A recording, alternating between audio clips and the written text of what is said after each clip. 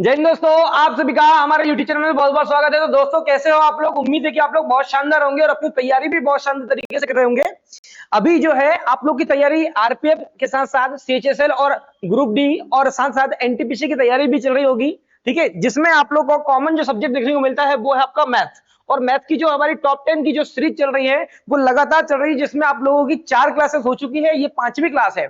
ठीक है, अब हम 5वीं क्लास में थोड़ा सा लेवल जो है पहले से हम थोड़ा सा बढ़ा करके चल रहे हैं। और हमने इससे पहले जो किया था वो बहुत अच्छा लेवल था। अब जो हम थोड़ा थोड़ा क्या करते हैं, बढ़ा कर चलते हैं लेवल को, ताकि आपकी तैयारी बहुत शानदार तरीके से हो सके। चलिए पहला प्रश्न देखते हैं हम। पहला प्रश्न क्या है हमारे पास में, किसी परिवार के 6 पुत्रों की औसत आयु कितनी है? 8 वर्ष है। पुत्रों और उनके माता पिता को मिला करके अगर देखें तो मतलब 8 लोग हो रहे हैं, उनकी औसत आयु कितनी है? 22 वर्ष है। यदि पिता उनकी माता से 8 वर्ष बड़ा है तो माता की क्या निकालना, हमें आयु निकालना है। ठीक है, 2002 में आया था एसएससी सीजीएल में। ठीक है, तो यहां पर देखो 6 पुत्र हैं। अगर हम यहां पर क्या कर दें, औसत का मल्टीप्लाई कर दे, जो औसत आयु है अगर हम उसका मल्टीप्लाई कर दे तो इन 6 पुत्रों की का आयु का क्या आ जाएगा, योग आ जाएगा। 8 6 क्या हो जाएगा, 48। ये 6 के 6 पुत्रों की क्या आ गया, आयु का योग आ गया। अब 2 माता पिता और मिल गए, मतलब कितने लोग हो गए, 8 लोग हो गए। 8 का हो जाएगा क्या, औसत कितना है, 22। तो 22 से मल्टीप्लाई कर देंगे तो 8 दूनी 16। ठीक है, 8 दूनी 16 और एक कितना आ जाएगा अपने पास में, 17। तो यहां पर 8 जो माता पिता और 6 पुत्रों की जो आयु का योग है वो कितना है, 176 है। और 6 पुत्रों की आयु का योग कितना है, 48। अगर हमें माता पिता की चाहिए तो 176 में से अगर हम 48 घटा दें, मतलब पुत्रों की अगर आयु घटा दें, कुल आयु, तो किसकी आ जाएगी, माता और पिता की। किसकी, माता प्लस पिता की क्या आ जाएगी, आयु आएगी। तो 176 में से 48 घटाएंगे तो 8 दूनी 16 का 6। ठीक है, यहां पर कितना बचेगा, 6 6 में से 4 गया कितना, 2 और ये 1, कितना आया अपने पास में, 128। ये किसकी है, माता और पिता की क्या है, कुल आयु है। हमें यहां पर बोला कि भाई 8 वर्ष कौन बड़ा है, पिता बड़े हैं। तो आप क्या करोगे, यहां पर क्या है, 128 जो है उसमें क्या है, पिता और माता दोनों की आयु ऐड है। यहां से 8 वर्ष कौन बड़ा है, हाँ पिता बड़े हैं। तो 8 पहले तो अलग कर दो, यहां से 8 अपन ने अलग कर दिया। ठीक है, 100 कितना बचा, 120 बचा। अब 120 को क्या करेंगे अपन, क्या कर देंगे, हाफ कर देंगे, आधा आधा कर देंगे, तो कितना आ जाएगा, 60 60 आ जाएगा। तो 60 60 तो क्या है, इसमें दोनों में कॉमन है। लेकिन जो 8 अपन ने यहां से माइनस किया था, ये 8 किस में जोड़ देंगे, यहां पर किसी एक में जोड़ देंगे तो कितना हो जाएगा, 68 हो जाएगा। ये आ जाएगी किसकी आयु, पिता की आयु। और ये 60 जो है वो किसकी आ जाएगी, माता की आयु। तो हमारे पास में जो है वो क्या पूछा है, माता की आयु कितनी हो जाएगी, 60 हो जाएगी। चलिए ठीक है, चलिए आगे बढ़ते हैं, नेक्स्ट क्वेश्चन की ओर बढ़ते हैं हम। क्वेश्चन नंबर क्या दिया है यहाँ पर, सेकंड, यदि √2 अनुपात कितना है 1 प्लस √3, समानुपात क्या दिया है, √6 अनुपात क्या है, x। तो x का क्या है, हमें मान निकालना। अच्छा, इस सवाल को आप दो तरह से कर सकते हो। देखो, अगर आप ध्यान से देखोगे इसको तो हम क्या कैसे कर सकते हैं, √2 अनुपात कितना है, 1 प्लस √3। ठीक है, और यहां पर क्या है, समानुपात है। 2 सेकेंड, अगर अपन इसको ऐसे ना करके मैं आप लोग को थोड़ा सा ऐसा बताता हूं, अनुपात का मतलब बटे होता है। √2 अपान कितना हो जाएगा, यहां पर 1 प्लस √3 होगा। ठीक है, यहां पर समानुपात का मतलब क्या होता है, इक्वल हो जाएगा। और रूट कितना हो जाएगा, 6 अपान क्या हो जाएगा, x हो जाएगा। ठीक है, अगर आप ध्यान से देखोगे तो यहां पर कितना है, √2 है और यहां पर कितना है, √6 है। अगर हम इसको क्या कर दें, √3 इसमें क्या कर दें, मल्टीप्लाई कर दें, मतलब क्या हो गया, अगर √2 का मल्टीप्लाई किसमें करें हम, √3 में मल्टीप्लाई करें, मतलब इसको कितना गुना कर दें हम, √3 गुना कर दें तो कितना जाएगा हमारे पास में, √6 जाएगा। इसी प्रकार 1 प्लस √3 में क्या कर दें हम, हाँ किसका मल्टीप्लाई, जिस तरह से हमने √3 इसमें क्या किया है, गुना किया है, इसका भी क्या कर देंगे हम, इसमें भी √3 का मल्टीप्लाई कर देंगे। √3 का मल्टीप्लाई जब हम करेंगे तो क्या आ जाएगा, √3 प्लस √3 का मल्टीप्लाई √3 में हो जाएगा तो क्या हो जाएगा, इसका स्क्वायर होगा, स्क्वायर हट जाएगा कैसे, रूट से, तो कितना आएगा, √3 प्लस 3 हो जाएगा। तो √3 प्लस 3 क्या हो जाएगा, आपका आंसर हो जाएगा। आप तो एक तो ऐसे कर सकते हो जैसे मैंने आप लोगों को बता दिया। अगर हम यहां पर ऐसे ना करके क्या कर सकते हैं, √2 अपान कितना हो जाएगा, 1 प्लस क्या हो जाएगा, √3। यहाँ पर इक्वल का यहाँ समानुपात का मतलब क्या हो गया, इक्वल। और यहाँ कितना है, √6 अपान क्या हो गया, x। ठीक है, अगर यहाँ पर क्या करेंगे अपन, यहाँ पर तिरक गुणा करेंगे, x का मान निकालेंगे तो यहाँ पर क्या आ जाएगा, √6 का मल्टीप्लाई इसमें होगा तो √6 इंटू क्या हो जाएगा हमारे पास में, 1 प्लस √3 और ये √2 कहां चला जाएगा, डिवाइड में चला जाएगा। अब अगर इसको देखोगे आप ध्यान से तो हम इसको क्या लिख सकते हैं, इसको हम क्या लिख सकते हैं, √2 इंटू √3 लिख सकते हैं कि नहीं। यहां पर कोई दिक्कत है क्या, नहीं, इसमें कोई दिक्कत नहीं है, क्योंकि यहाँ पर कोई ऐसा कुछ नहीं है कि यहाँ पर कोई दिक्कत होगी, है ना। यहाँ पर अंदर क्या है अपने पास में 1 प्लस क्या है अपने पास में √3 है, अपॉन कितना है √2, √2 से √2 क्या हो गया, कैंसिल हो गया। √3 का मल्टीप्लाई अंदर होगा तो x बराबर क्या आ जाएगा, √3 होगा, प्लस √3 का √3 में मल्टीप्लाई हो जाएगा तो कितना जाता है हमारे पास में 3। तो यह क्या आ गया अपने पास में आंसर। तो या तो आप ऐसे करो या तो आप इस तरह से करो, बात बराबर है। चलिए बात समझ में आ गई होगी। आगे बढ़ते हैं, नेक्स्ट क्वेश्चन की ओर बढ़ते हैं। क्या दिया है, क्वेश्चन मार्क के 5/6 के 25% का 60% बराबर कितना है, 630 है। हमें क्या निकालना है, क्वेश्चन मार्क का मान निकालना। तो क्या करेंगे, यहाँ पर x ले लेंगे हम, यहाँ पर k का क्या हो गया का, ठीक है, मल्टीप्लाई 5 क्या आ गया 6 गुणा कितना हो जाएगा, 25% क्या लिख सकते हैं अपन 1/4 गुणा 60% क्या लिख सकते हैं अपन 3 क्या लिख सकते हैं 5 लिख सकते हैं, बराबर कितना जाएगा 630 आ गया। ठीक है, हम ऐसा इसको लिख सकते हैं ना, बट्टे में अगर 100 लोगे तो आप काटोगे तो उतना ही आ जाएगा। अब यहाँ पर देखो 5 से 5 क्या हो गया कैंसिल, 3 1 कम 3, 3 दूनी कितना आ गया हमारे पास में 6। x का मान निकालेंगे कितना हो जाएगा 4 दूनी 8, 8 का मल्टीप्लाई कहाँ हो जाएगा 630 में, तो 0 का 0 हो गया, 8 का मल्टीप्लाई करेंगे 8 3 24 का 4 हासिल का 2, 8 8 6 48, 48 और 2 कितना हो जाएगा हमारे पास में 50 हो जाएगा। कितना आ गया हमारे पास में 50 40, ये आ गया हमारे पास में आंसर। ठीक है, चलिए बहुत सरल सवाल था। ठीक है, ये सारे प्रीवियस क्वेश्चन है जो आप लोग के आए हुए हैं ना। देखिए नेक्स्ट क्वेश्चन क्या दिया है अपने पास, यदि किसी संख्या और उसके वर्ग का योग कितना है 182 है तो वह संख्या क्या होगी। देखो यहाँ पर क्या है, कोई संख्या है और उसका क्या करना है, वह संख्या और उसका वर्ग दोनों का योग कितना आना चाहिए 182। अगर हम यहाँ पर 91 देखें, अगर यहाँ पर क्या नहीं करना है अपन को, कभी भी x का प्रयोग नहीं करना है। ठीक है, अगर हम x मान के करेंगे तो क्या हो जाएगा, हाँ यहाँ पर सवाल क्या हो जाएगा, बड़ा हो जाएगा, कोई मतलब निकलेगा नहीं। 91 का अगर हम देखें, अगर 91 और 91 का करेंगे स्क्वायर करेंगे तो बहुत ज्यादा हो जाएगा, 182 नहीं आएगा। ठीक है, क्योंकि 90 का ही क्या हो जाता है 8100 हो जाएगा, कोई मतलब का नहीं है, ये तो आंसर है नहीं अपना। अगर हम 28 को देखें, लगभग किसके करीब है, ये 30 के करीब है, तो कितना हो जाएगा अपने पास में 3 3 9, लगभग 800 900 के करीब हो रहा है, ये भी नहीं आएगा। 15 का स्क्वायर देखें अपन तो कितना आएगा 225, और यहाँ पर हमें दिख रहा है कि 225 क्या नहीं है 182 तो है, यहाँ पर 225 तो हो ही नहीं सकता। ठीक है, मतलब 15 नहीं हो सकता। तो 13 का अगर हम क्या करेंगे 13 प्लस 13 का स्क्वायर करेंगे कितना आएगा 169। अगर हम इन दोनों को जोड़ दें तो कितना होगा 9 और 3 कितना हो गया 12 का 2 हासिल का 1 1 और 6 7 और 1 8 और ये 1 का 1, मतलब कितना आया अपने पास में 182। तो ये हो गया आपका ऑप्शन है। ठीक है, अगर आप लोग देखो, मैं आप लोग को इस चीज सॉल्व करके आप लोग को मैंने यहाँ पर सॉल्व करके बताया, मुझे अगर बताना होता तो मैं आपको सीधे बता देता। ठीक है, यहाँ पर सीधे आंसर आ सकता था आप लोग का। ठीक है, लेकिन मुझे आप लोग को बताना था कि ऑप्शन आपको जरूरी है सॉल्व करना। ठीक है, चलिए ये हो गया अपना आंसर। आगे बढ़ते हैं। देखिए अब यहाँ पर पाई चार्ट का क्वेश्चन है। पाई चार्ट में ध्यान रखना आप लोग को, यहाँ पर जब भी डिग्री वाले दिए होते हैं, क्या दिए होते हैं डिग्री वाले दिए होते हैं, तो हमें एक चीज करना होता है कि हम क्या करेंगे, जब भी डिग्री वाले दिए हो तो हमें एक चीज जरूर करना है कि इसको काय में बदलना, हमें परसेंट में बदलना होता है। और परसेंट में मैं आपको बदलने के लिए आपको एक छोटे सा सलाह देता हूं कि क्या करोगे आप लोग। देखो कभी भी क्या होता है 360 होता है, क्योंकि यहाँ पर जब भी पाई देगा तो कितना होगा 360। अब 360 दिया है तो यहाँ पर किसी को भी ले लो, जैसे क्या हो गया आपका, आप एक काम करो 10% निकाल लो। ठीक है, अगर हम 360 देखें और हम क्या निकाल ले 36% निकाले कि भाई 360 का हमें क्या करना है 36 डिग्री जो है वो कितना परसेंट, तो क्या करेंगे 360 का 36 डिग्री कितना परसेंट का, परसेंट के लिए क्या करेंगे 100 से मल्टीप्लाई कर देंगे। ठीक है, 36 एक कम 36, ये हो गया 10, 0 0 क्या हो गया कैंसिल, तो अपने पास में जो आया वो कितना आया 10%। कितना 36% जो है वो कितना है 10%। ध्यान रखना यहाँ पर क्या कर लेंगे अपन 10% इसको ले लेंगे।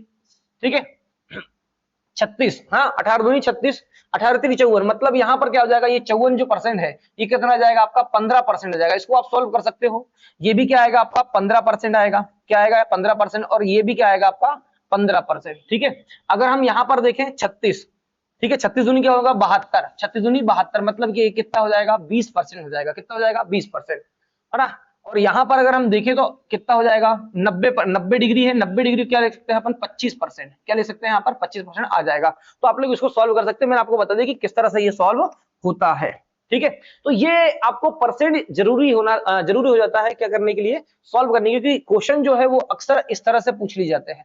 परसेंट के आधार पे। चलिए ये आप लोग को सबसे पहले सॉल्व करना है। अब यहाँ पर देखो क्या दिया है, भवन के निर्माण में विभिन्न मदों पर आई लागत के वितरण को दर्शाया गया है। ठीक है, चार्ट का अध्ययन करना है और हमें क्या देना, आंसर देना। सबसे पहला यहाँ पर देखो, यदि भवन निर्माण पर आई कुल लागत कितनी है, 15 लाख रुपए हो, ठीक है, तो मजदूरी पर कितनी धनराशि खर्च हुई है।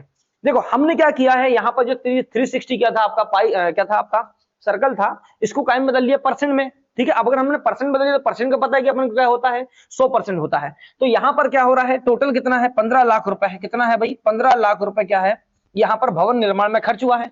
अगर हम यहाँ पर देखें तो उसने क्या बोला है, भवन निर्माण पर मजदूरी पर, किस पर, मजदूरी पर कितनी धनराशि खर्च हुई है। अगर हम मजदूरी पर देखें तो यहाँ पर तो भाई 90 डिग्री आ रहा है, लेकिन 90 डिग्री को हमने क्या कर लिया है, कायम बदल दिया है परसेंट में। तो कितना परसेंट, 25%। और तो हम क्या करेंगे, 15 लाख का क्या निकाल लेंगे डायरेक्ट, 25%। 25% का मतलब क्या होगा, 1/4, 25 से कम 25, 25 क्या हो जाएगा 100, 4 एक कम 4, इसको काट दो जरा यहाँ पर, कितना हो जाएगा, 4 तेरी 12, बचा कितना हमारे पास में 3, 4 सत्ते 28, बचा कितना 2, 4 पंचे 20, और यहाँ पर कितना आ गया 3 जीरो का 3 जीरो आ गया। तो 47,000 कितना आ गया अपने पास में, सॉरी हाँ 3,75,000 रुपए। कितना आया, 3,75,000 रुपए। ये क्या रहा आपका आंसर। तो आप लोग ध्यान रखेंगे, कभी भी पाई वाला जब भी क्या होता है, डिग्री में दिया हो तो आप क्या करोगे, परसेंट में चेंज कर दो, ताकि अपन को सुविधा हो जाए सॉल्व करने में। चलिए यहाँ पर हो गया, आगे बढ़ते हैं। नेक्स्ट यहाँ पर दिया है 1 से 3 क्वेश्चन यहाँ पर दिए हैं पाई चार्ट के।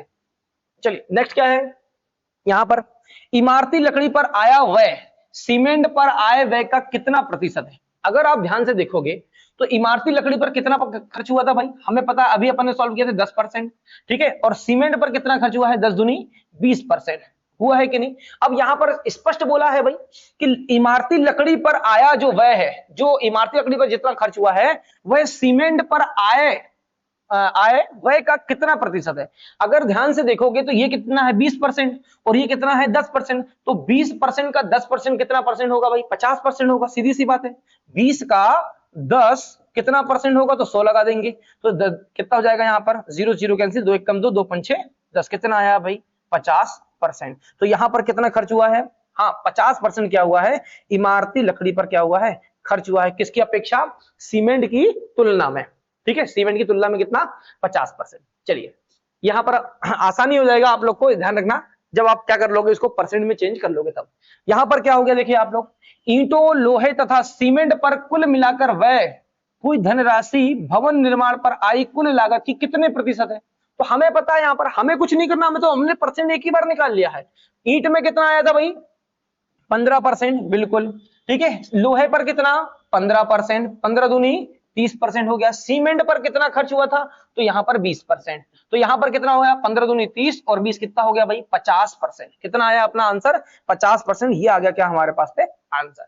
ठीक है, बस आप लोग को परसेंट में बदल लेना है तो बहुत आसान हो जाता है, और क्वेश्चन भी उसी प्रकार से दिखने को हमें मिलते हैं। चलिए नेक्स्ट क्वेश्चन की ओर बढ़ते हैं। यदि 3.5 सेंटीमीटर की त्रिज्या और 9.6 सेंटीमीटर की ऊंचाई वाले एक सिलेंडर को पिघलाया गया है और उसी त्रिज्या वाले एक शंकु में क्या किया गया है, उसका निर्माण किया गया है, तो इस शंकु की क्या है बताना हमें, ऊंचाई क्या होगी। अब यहां पर ध्यान रखना आप लोगों को, क्या किया जा रहा है भाई, एक क्या है आपका सिलेंडर है, एक क्या है सिलेंडर। मैं आप लोग को यहाँ पर बता दूं, देखिए सिलेंडर ये क्या हो गया अपना, सिलेंडर हो गया। ठीक है, इसकी क्या होगी भाई, नीचे क्या होगी, ये क्या होगी, हाँ ये जो नीचे वाला सर्कल होता है ये क्या होता है आपका, हाँ ये बिल्कुल गोल होता है। ठीक है, यहाँ पर बनेगा नहीं, अब 3D में इतना वो नहीं हो सकता है, तो यहाँ पर क्या हो जाएगा अपना, ये क्या है, गोल है, और ये ऊपर वाला भी क्या है, गोल है। ठीक है, यहां से यहां तक क्या हो गई इसकी हाइट, ये हाइट हो गई। ठीक है, नीचे वाला गोल है, मतलब किस आकार में है, ये वृत्त के आकार में। तो ये क्या होता है आपका, ये वृत्त के आकार में होता है, क्या होता है वृत्त। और वृत्त अगर है तो यहाँ पर क्या होगी, इसकी त्रिज्या होगी, तो यहाँ से क्या जाएगी इसकी त्रिज्या। ठीक है, अब यहाँ पर क्या हो रहा है, इसी को पिघला करके, इसको जब पिघलाया गया है और पिघलाने के बाद क्या बनाया गया है, बोल रहा है वो शंकु बनाया गया। क्या बनाया गया है, शंकु। अब ये शंकु बनाया गया, अब जब ये शंकु बनाया गया तो वो बोल रहा है कि इसका जो क्या होगा, इस शंकु की जो त्रिज्या होगी वो क्या होगी, किसके समान होगी, वो बोल रहा है इसके समान होगी, मतलब इसकी भी क्या होगी, आर होगी। क्या होगी, आर।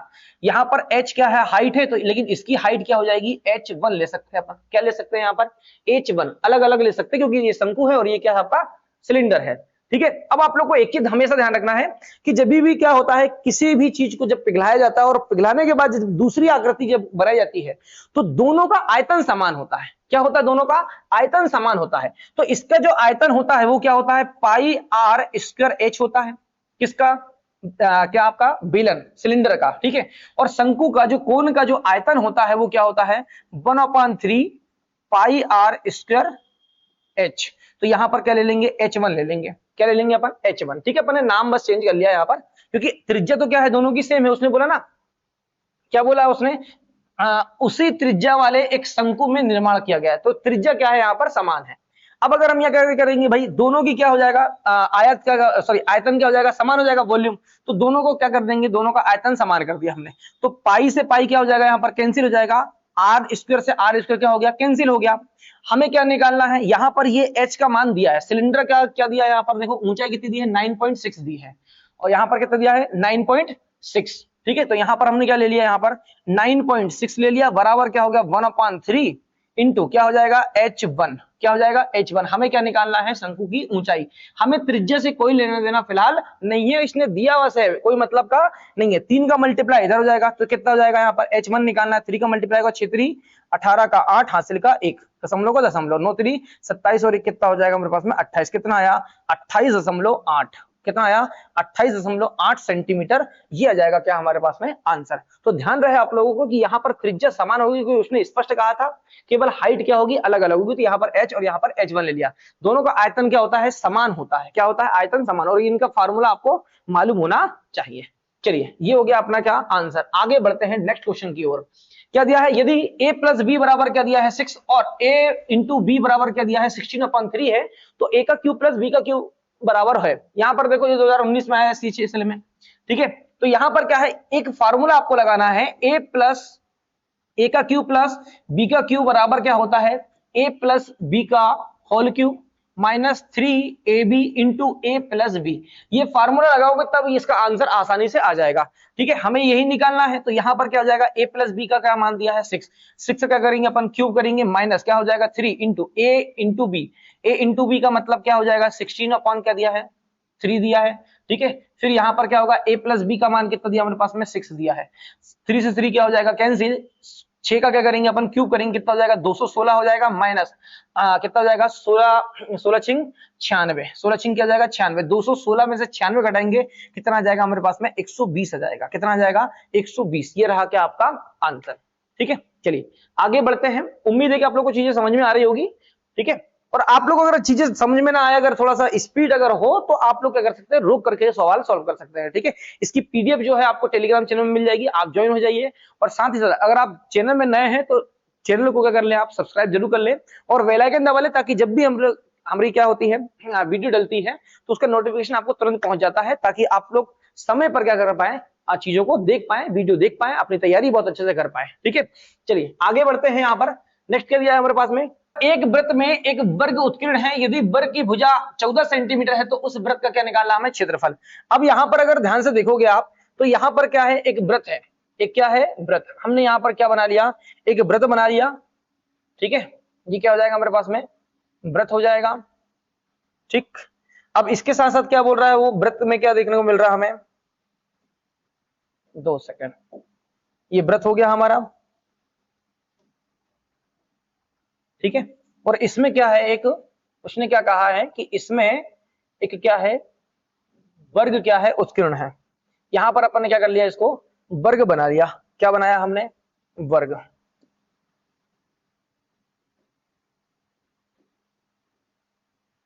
ये वर्ग हो गया हमारा। क्या हो गया हमारे पास में? वर्ग। अब यहां पर क्या है? वर्ग की जो सभी भुजाएं क्या हो जाएगी? बराबर हो जाएगी। क्या हो जाएगी? यहां पर वर्ग की सभी भुजाएं क्या हो जाएगी? बराबर। ठीक है। चलिए अब ठीक है। अब यहां पर क्या है? जो वर्ग दिया है उसकी क्या है? सभी भुजाएं बराबर होगी। तो ये भी 14 सेंटीमीटर, ये भी क्या है? 14 सेंटीमीटर, ये भी क्या है? 14 सेंटीमीटर, ये भी क्या है? 14 सेंटीमीटर है। बिल्कुल है। अब हमें निकालना वृत्त का क्षेत्रफल। अगर वृत्त का क्षेत्रफल चाहिए तो हमें त्रिज्या चाहिए। क्यों? क्योंकि फार्मूला क्या होता है? पाई आर स्क्वायर। ठीक है। क्या होता है? पाई आर स्क्वायर। तो हमें क्या चाहिए यहाँ पर? त्रिज्या। अब त्रिज्या जब चाहिए तो हम त्रिज्या निकालेंगे कैसे यहाँ पर? तो यहाँ पर क्या करेंगे? यहाँ पर अगर ध्यान से देखोगे आप, तो ये क्या है? आपका वर्ग है। और वर्ग का क्या हो जाएगा? यहाँ पर क्या होगा? सेंटर होगा। किसका? वृत्त का सेंटर होगा। और यहीं से सेंटर से क्या जाएगी आपकी? हाँ, एक भुजा जाएगी, क्या जाएगी यहाँ से, भुजा, जिसको हम क्या बोलेंगे, वर्ग का क्या, विकर्ण। अगर आप ध्यान से देखो तो वर्ग का जो विकर्ण होगा वो किसके बराबर होगा, वृत्त का व्यास, वृत्त का जो व्यास होगा, ठीक है, क्योंकि व्यास क्या होता है, हाँ, त्रिभुज के केंद्र से जाने वाली रेखा को क्या बोलते हैं, हम व्यास बोलते हैं। तो ये हो गया व्यास, और व्यास को अगर हम आधा कर दे तो क्या जाएगी हमारे पास, त्रिज्या। मतलब हमारे पास में क्या होना चाहिए, वर्ग का विकर्ण अगर हम निकाल लें और उसको अगर हम आधा कर दे तो हमारे पास त्रिज्या आ जाएगी, बिल्कुल आ जाएगी। तो वर्ग का जो विकर्ण होता है, विकर्ण बराबर क्या होता है हमारे पास में, a√2 होता है। क्या होता है, a√2। तो यहाँ पर क्या है, a मतलब क्या है, भुजा, मतलब भुजा √2 होता है। भुजा कितनी है हमारे पास में, 14, रूट कितना आ गया, 2। तो ये क्या हो गया आपका, या तो हम बोले विकर्ण, या फिर हम क्या बोले, वृत्त का व्यास बोले, हम इसको क्या बोलेंगे, वृत्त का व्यास, या तो वर्ग का विकर्ण बोलेंगे। तो इसको क्या कर देंगे, हम आधा कर देंगे तो हमारे पास में क्या जाएगी, ये त्रिज्या आ जाएगी। क्या जाएगी हमारे पास में, त्रिज्या। 2 1 कम 2, 2 7 14, रूट कितना है, 2। तो ये हमारे पास में क्या आ गई, त्रिज्या। क्या आ गई हमारे पास में, त्रिज्या, ये निकल के आ गई। अब त्रिज्या जब आ गई है तो हम क्या निकाल सकते हैं, यहाँ पर क्षेत्रफल निकाल सकते हैं। तो बस यहाँ पर क्या करना है, पाई का पाई, आर का स्क्वायर, मतलब क्या हो जाएगा हमारे पास में 7√2 का क्या हो जाएगा, स्क्वायर हो जाएगा। यहाँ पर पाई का पाई हो जाएगा, 7 का स्क्वायर करेंगे कितना हो जाएगा, 49, और √2 का करेंगे तो यहाँ पर क्या हो जाएगा, इससे ये कैंसिल हो जाएगा, कितना हो जाएगा, 2, 49 दूनी कितना हो जाएगा, 98 हो जाएगा, और ये क्या आ जाएगा, पाई, 98 पाई। ये क्या रहा हमारे पास में आंसर। चलिए, उम्मीद है कि आप लोग को समझ में आ गया होगा। आगे बढ़ते हैं नेक्स्ट क्वेश्चन की ओर।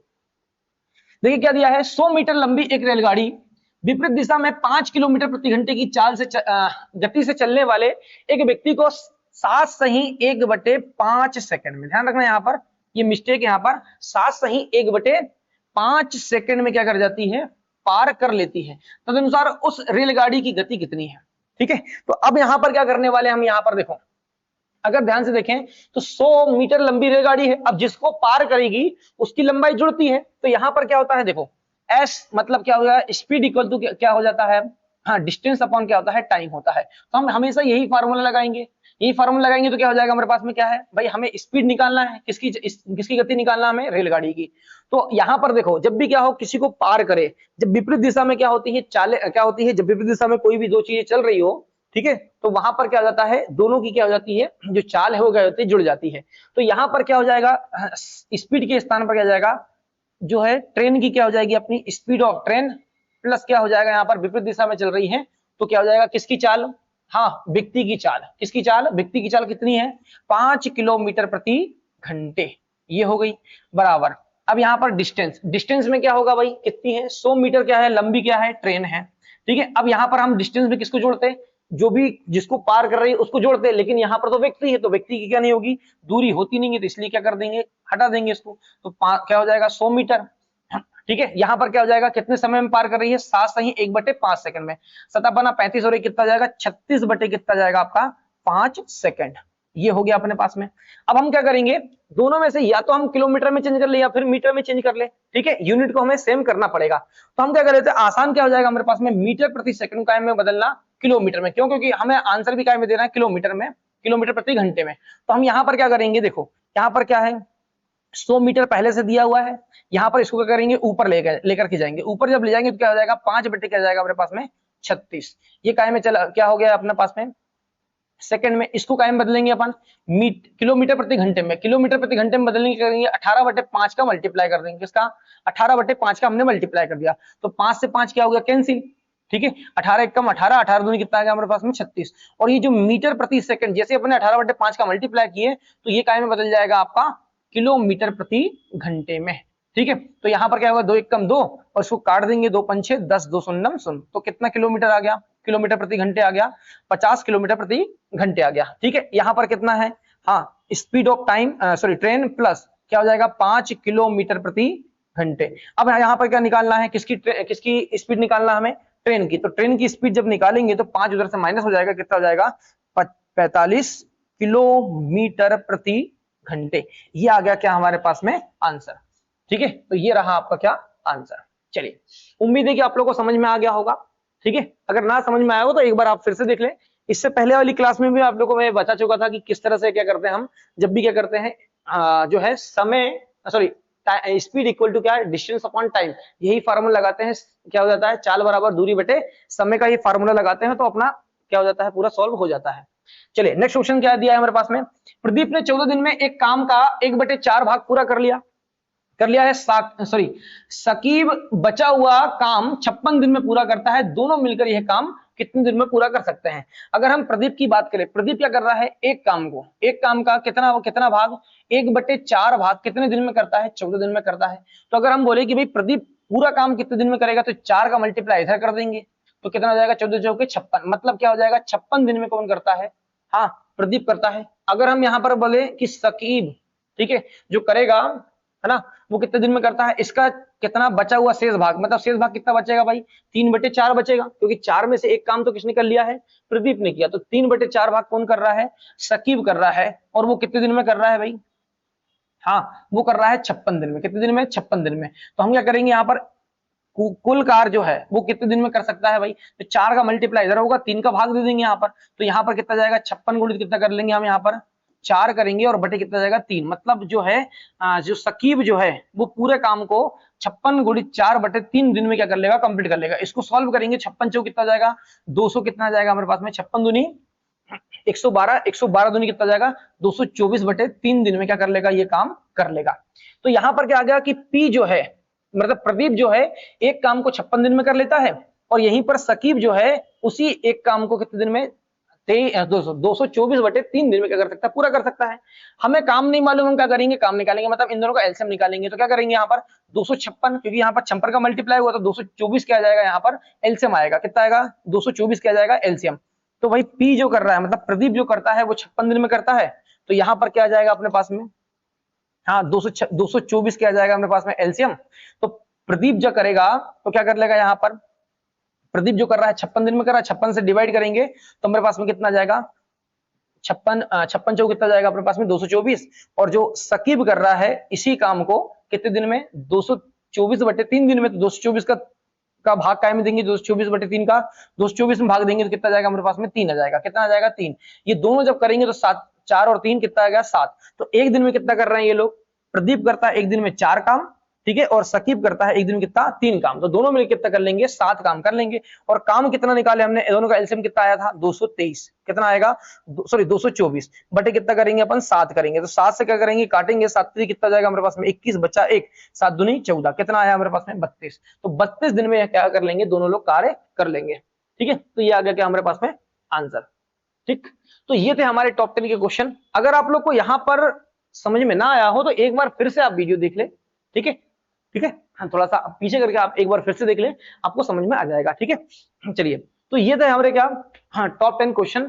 ठीक है, नेक्स्ट वीडियो में मिलेंगे। अगर आप चैनल में नए हैं तो सब्सक्राइब जरूर कर ले, और अगर आपको सीरीज अच्छी लग रही है तो आप लोग जरूर क्या करें, लाइक करें और दोस्तों के साथ शेयर जरूर करें। और साथ ही साथ क्या कर सकते हैं आप लोग यहाँ पर, अगर आप लोग को ऐसा लग रहा है कि स्पीड ज्यादा है या कम है, ठीक है, ऐसा कुछ भी है तो आप लोग कमेंट जरूर करें, ताकि आप लोग के आंसर भी दे और हम उसके अनुसार क्या कर सकते हैं, आप लोग को जो है किस तरह से और तैयारी कर सकते हैं, हम आप लोग मैनेज सारी चीजें कर लेंगे। ठीक है, तो नेक्स्ट वीडियो में मिलते हैं। जय हिंद।